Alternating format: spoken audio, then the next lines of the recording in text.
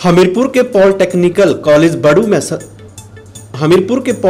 College बड़ू के सभागार में हमीरपुर संसदीय क्षेत्र का पंच परमेश्वर सम्मेलन का आयोजन किया गया, जिसमें बतौर मुख्य अतिथि भाजपा राष्ट्रीय अध्यक्ष जगत प्रकाश नड्डा ने शिरकत की। इस अवसर पर केंद्रीय सूचना प्रसारण मंत्री अनुराग ठाकुर, भाजपा राष्ट्रीय उपाध्यक्ष सौदान सिंह, संगठन मंत्री पवन राणा, प्रदेश प्रभारी अविनाश राय खन्ना, प्रदेश महामंत्री त्रिलोक जम्बाल, संसदीय सह प्रभारी सुमित शर्मा, संसदीय प्रवक्ता अंकुश दत्त शर्मा भी इस मौके पर मौजूद रहे।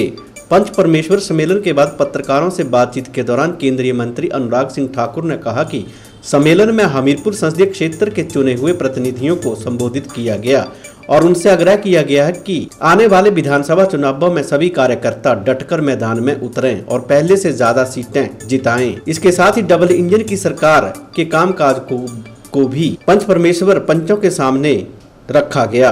अनुराग ठाकुर ने कहा कि भाजपा से बाकी राजनीतिक दलों के लोग जुड़ रहे हैं और गोवा के अलावा हिमाचल में भी 4 वर्किंग अध्यक्ष भाजपा से जुड़े हैं।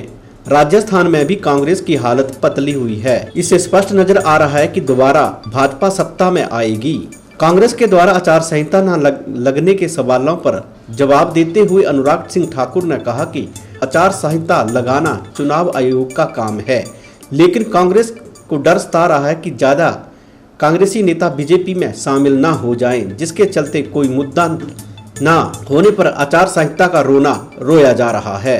उन्होंने कहा कि आचार संहिता के पहले भी और बाद में भी कांग्रेसी नेता भाजपा में शामिल होंगे। वहीं अनुराग सिंह ठाकुर ने कहा कि एम्स के उद्घाटन को लेकर भी कांग्रेसी फिजूल बयानबाजी कर रहे हैं। उन्होंने कहा कि कांग्रेस रोकती है और विकास को रोकती है।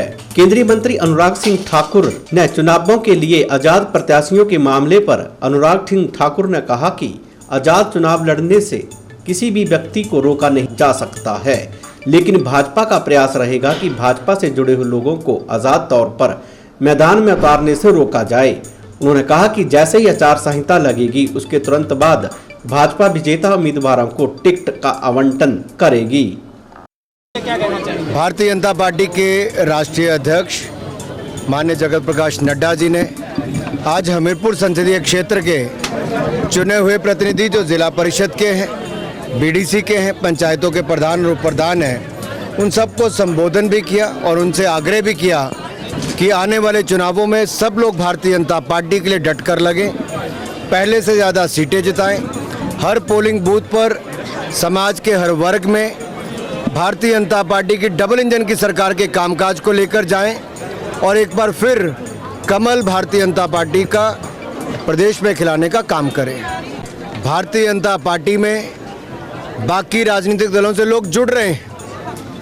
गोवा में भी 10 में से 8 विधायक कांग्रेस के भारतीय जनता पार्टी में जुड़े। हिमाचल प्रदेश के 4 कांग्रेस के वर्किंग प्रेसिडेंट कांग्रेस छोड़कर 4 में से 2 छोड़कर भारतीय जनता पार्टी में जुड़ गए। राजस्थान में कांग्रेस की हालत पतली है। स्पष्ट तौर पर नजर आता है कि भारतीय जनता पार्टी वापस सत्ता में आने वाली है।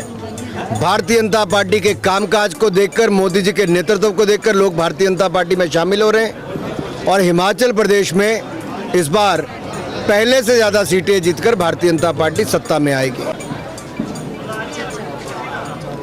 कब लगी थी और ये इलेक्शन कमीशन तय करता है और मुझे लगता है कांग्रेस के बाद जब कोई मुद्दा नहीं बचा और ये डर सता रहा है कि कितने और कांग्रेसी छोड़कर भारतीय जनता पार्टी में आएंगे, तो कुछ और नहीं तो आचार संहिता को मुद्दा बना रहे। आचार संहिता से पहले भी और आचार संहिता के बाद भी कांग्रेसी भी छोड़कर भारतीय जनता पार्टी में आएंगे और जिस तरह से लोगों ने भाजपा को समर्थन दिया है, आगे भी वो समर्थन देते ही रहेंगे। जहां तक उनको लगता है कि एम्स का उद्घाटन क्यों हुआ और हाइड्रो इंजीनियरिंग कॉलेज क्यों बना, तो आप याद करिए कांग्रेस की जब केंद्र में सरकार थी तो 5 साल तक उन्होंने हाइड्रो इंजीनियरिंग कॉलेज का एग्रीमेंट नहीं होने दिया और 2014 मई में भारतीय जनता पार्टी जब सत्ता में आई तो पहले ही बजट में मोदी जी ने एम्स अस्पताल हिमाचल प्रदेश को और आईआईएम दिया।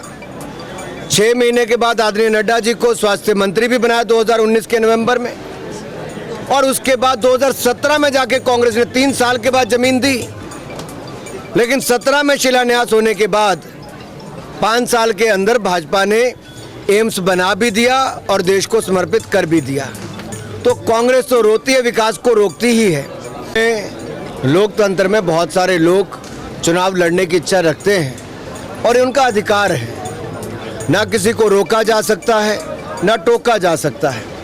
लेकिन बात यह है कि आखिरकार कौन लोग हैं जो चुनाव लड़ना चाहते हैं, किन मुद्दों के आधार पर लड़ना चाहते हैं। भारतीय जनता पार्टी अपने कामकाज को लेकर, डबल इंजन की सरकार के काम को लेकर जनता के बीच में जाएगी और पूर्ण बहुमत की सरकार बनाएगी। और कोई इंडिपेंडेंट लड़ना भी चाहता है, उसको हम रोक नहीं सकते। लेकिन हमारा प्रयास रहेगा कि कम से कम भारतीय जनता पार्टी से संबंध रखने वाला कोई व्यक्ति इंडिपेंडेंट चुनाव ना लड़े, ऐसा हमारा प्रयास रहेगा।